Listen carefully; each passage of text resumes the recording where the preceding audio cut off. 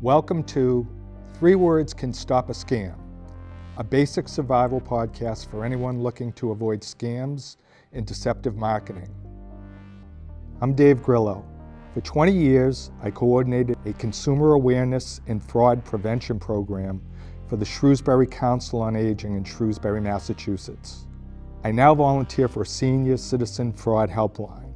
I am not a professional, but I do obsess over how I can help keep fraud and scams from hurting people, especially the innocent and vulnerable. Maybe through this podcast, I'll even help you. Episode 1 will introduce the 3 words and explain their importance. Subsequent podcast episodes will discuss the things that we all do to get ourselves in trouble. And I will specifically look at how we are tricked while watching television, while using our phones and the internet, when we answer the door, look at our mail, when we donate, and when we invest. I believe that just 3 words can help you to be safer. So please join me as I offer a simple guide to avoiding scams and deceptive marketing. Episode 2. Do I know you? No.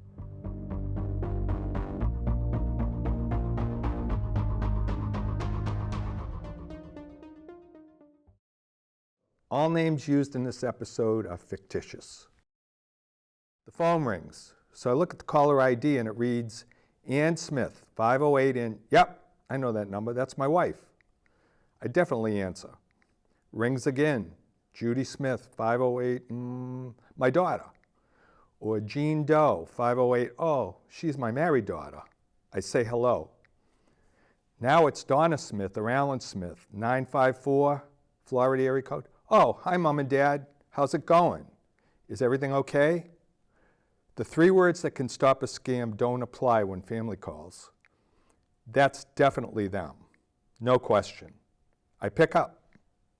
Same when caller ID tells me Sam, I play basketball with him. Or Tony, he's my best friend since high school. Debbie, I work with her. How about Sandy? Sandy, she'll want to talk with my wife. When it comes to family and friends, I have no doubt who it is. So we talk. More calls. Boston Medical Associates. That's my doctor's office. Jim's Auto Repair. My mechanic. The car must be ready.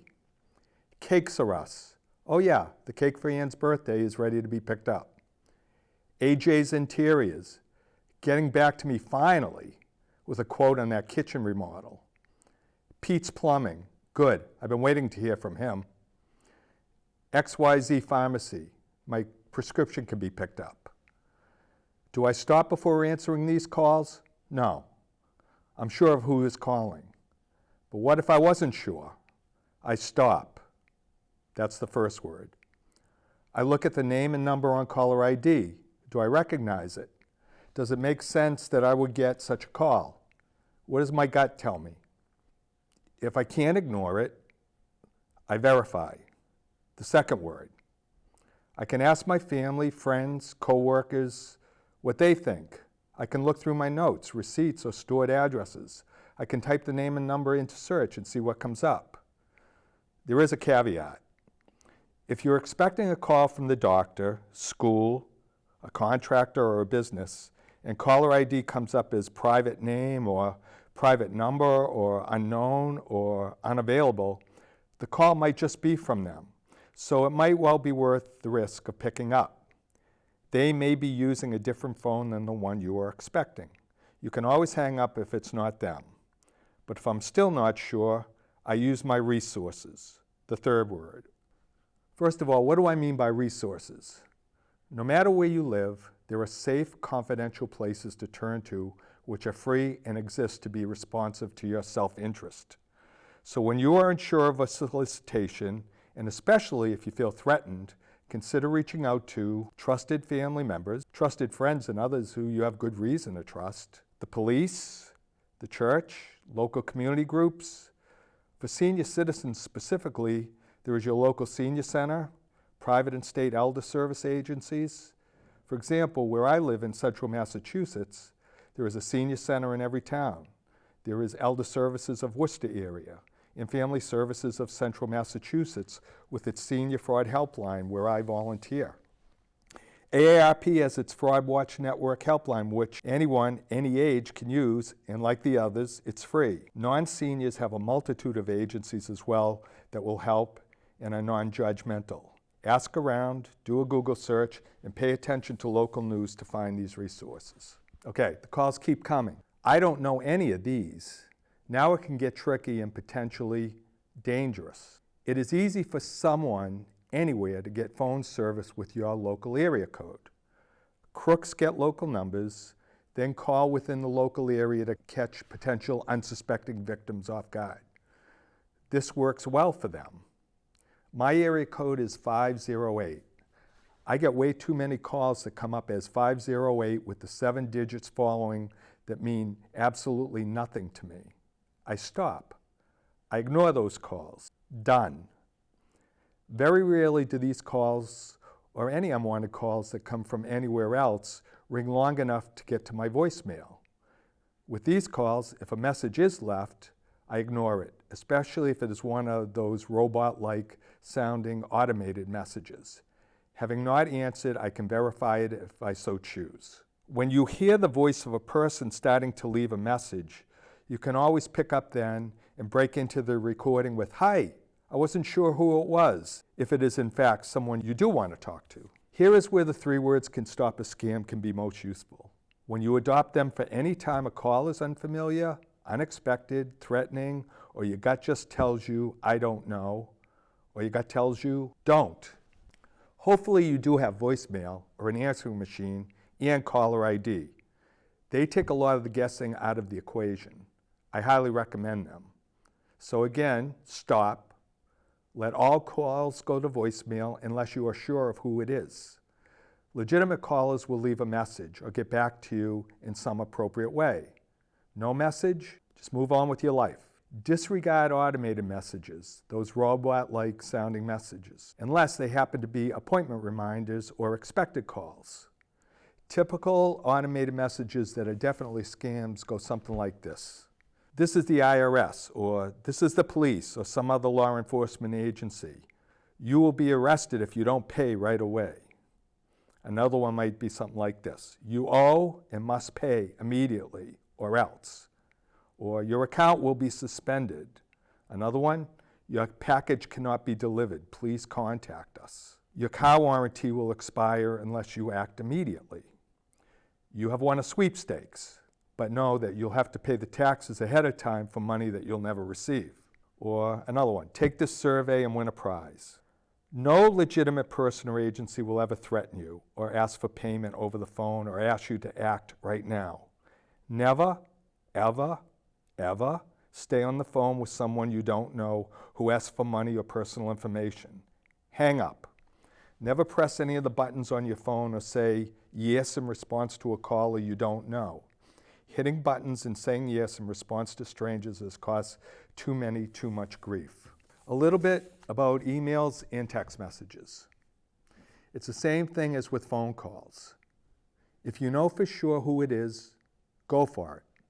If you don't, ignore it or stop, verify it independently, and use available resources. You get to decide whether or not you want to respond. Like I talked about with phone calls, emails and texts are either familiar or unfamiliar, expected or unexpected. A few differences though. If you click on a link that you haven't vetted, you can wreak all sorts of havoc on your system if you download a virus. You can pay dearly for being curious about celebrities, how old TV stars look now, and whatever else your curiosity and imagination take you to. It's tough to tell the legitimate sites from the traps. In good faith, family and friends forward messages with links routinely. You know, "Hey, check this out. It's hysterical." The person sending it may not even realize it if they've sent you a link that's infected. Consider avoiding such links. Instead, look up the actual website of any material you actually wish to view. Speaking of web addresses, here is a way to determine if that web address is safe or not. Take your mouse, hover your cursor, that pointy thing that you move around with your mouse, and place it directly over the web address or the URL, which is the something.com, something.net, something.org, whatever the URL is listed on the top of your screen. When highlighted, a box should appear with the actual address. If, when highlighted, it reads amazon.com, you can feel pretty good about it being from Amazon. But if it claims to be from Amazon and the address is a series of numbers and letters with .com at the end, it almost assuredly is a scam. Same with Target. Target.com is their address.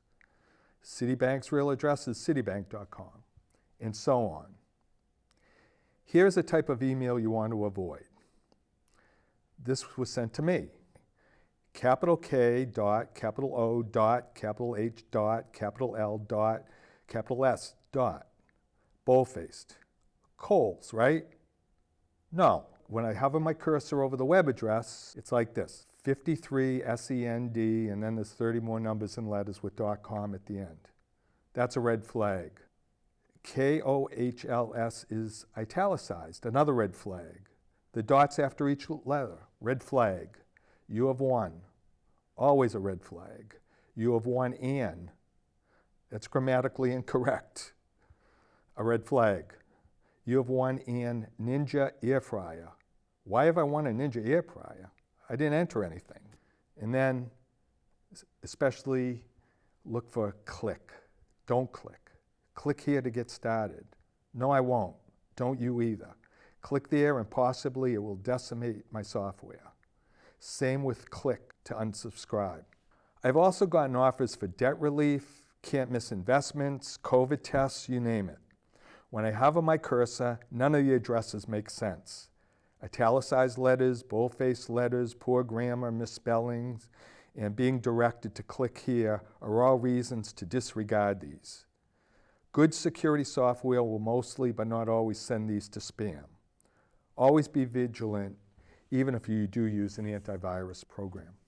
Now this happened to me, and I understand countless other people. I'm at my computer, it started blinking and blaring the words, "Don't shut down or your data will be lost. Call the number provided to fix the problem. Do not shut down, call the number." Blinking, blaring, blinking, blaring.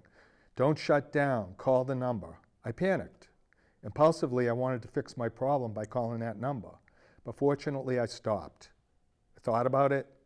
This is a classic scam. They almost got me, but they didn't. I stopped. Always remember to stop. Be especially careful with Facebook, Instagram, and social media in general. Your desire for friends and likes comes with ample risk. In summary, you know for sure who is calling, emailing, texting, even knocking on your door. By all means, respond. You don't know, you're not sure, your gut says, "I don't know," ignore it. You're done. Still curious? Verify and use your resources. Stop, verify, resources. The 3 words that can stop a scam. That's it. Lastly, a few words on loneliness. If you are lonely, you can be susceptible to scams from clever crooks who know how to find people who are isolated. A kind word from a stranger who means well can be uplifting. A kind word from a stranger who succeeds at building a trusting relationship so he or she can rip you off can be devastating. It can be tough to tell the difference. Please don't suffer in silence. If isolation, embarrassment, or fear of losing your independence keeps you from reaching out to family or friends, when the actions of a stranger who has befriended you are causing you to think twice, know that there are non-judgmental organizations that are there expressly for you. As I stated earlier, in central Massachusetts, where I live, senior citizens can call their town senior center. They can call Elder Services of Worcester area or Family Services of Central Mass. They can call the program I volunteer for, RSVP Senior Fraud Helpline, or AARP's National Fraud Network Helpline. There are also companion programs with visiting volunteers for the lonely. Similar resources exist where you live. Non-seniors also have local social service programs available to them, maybe plenty of them. They are there expressly to help you, usually free, and they won't judge you. Next time, episode 3. We'll watch TV together. please take care.